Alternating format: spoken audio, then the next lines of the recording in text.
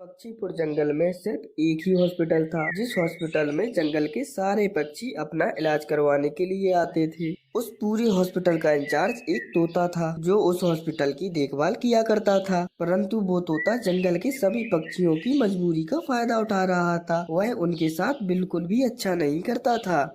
अरे बहन जी, ये हमारा हॉस्पिटल है और यहाँ पर हमारे ही रूल चलते हैं। अगर आपको अपने पति की बॉडी ले जानी है तो आपको कम से कम 150 गंदम के दाने देने पड़ेंगे, तभी मैं आपको तुम्हारे पति की बॉडी दूंगा।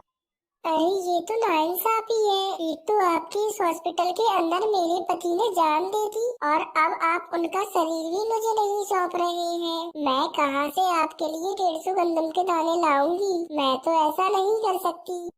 अगर ऐसा कर नहीं सकती, इतनी गरीब हो तो ये सब तुम्हें पहले सोचना चाहिए था। अपने पति को इस महंगे अस्पताल में क्यों लेकर आई? एक बार कहा तो समझ में नहीं आया क्या? 150 गंदम के दाने लिए बगैर मैं तुम्हें तुम्हारे पति की बॉडी नहीं दूंगा। चलो भाग जाओ यहाँ से। उस तोते ने उस अस्पताल के अपने ही कानून बनाए हुए थे। जब भी कोई पक्षी उस अस्पताल में मर जाता तो वह तोता हर पक्षी से 150 गंदम के दाने उस लाश के बदले में मांगता था। ये लो चील, मैं तुम्हारे लिए ताजा ताजा मांस लाया हूँ इस बार। ये लो और मुझे मेरा मुनाफा दे दो।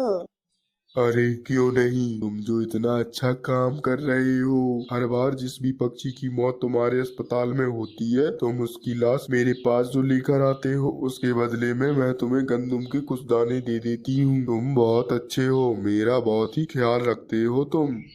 अरे चील देखो, ख्याल के बदले ही ख्याल होता है। तुम मुझे इन लाश के बदले गंदम के दाने भी तो दे देती हो ना। अब ये कितनी बेकार बात होगी कि मैं ये लाशें उनके परिवार वालों को दे दूं, तो फिर वह इसे जाके दफना देंगे।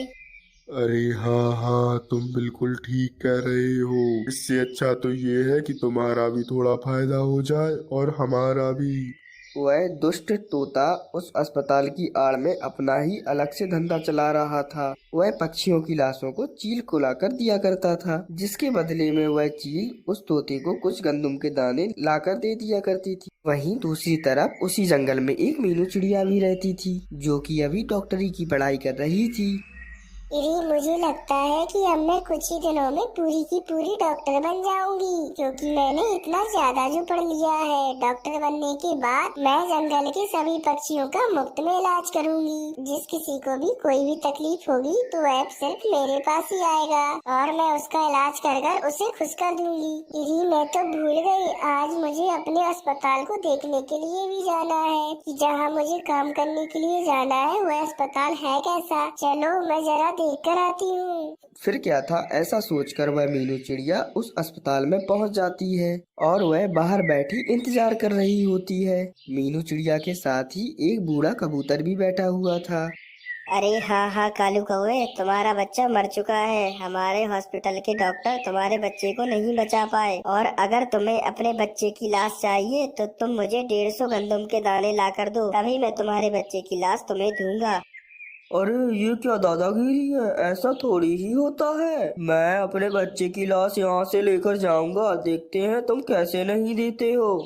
अरे गरीब कालू कौवे, जब तुम अपने बच्चे का इलाज करवा ही नहीं सकते थे तो इतनी महंगी अस्पताल में क्यों लाए? ये हमारे रूल हैं, हम इसके मुताबिक ही चलते हैं। जाओ पहले जाकर 150 गंदम के दाने लेकर आओ, तभी अपने बच्चे की लाश लेकर जाना।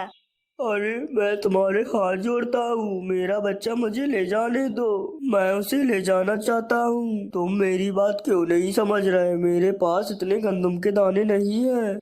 अरे तुमसे एक बार कहा ना, चले जाओ।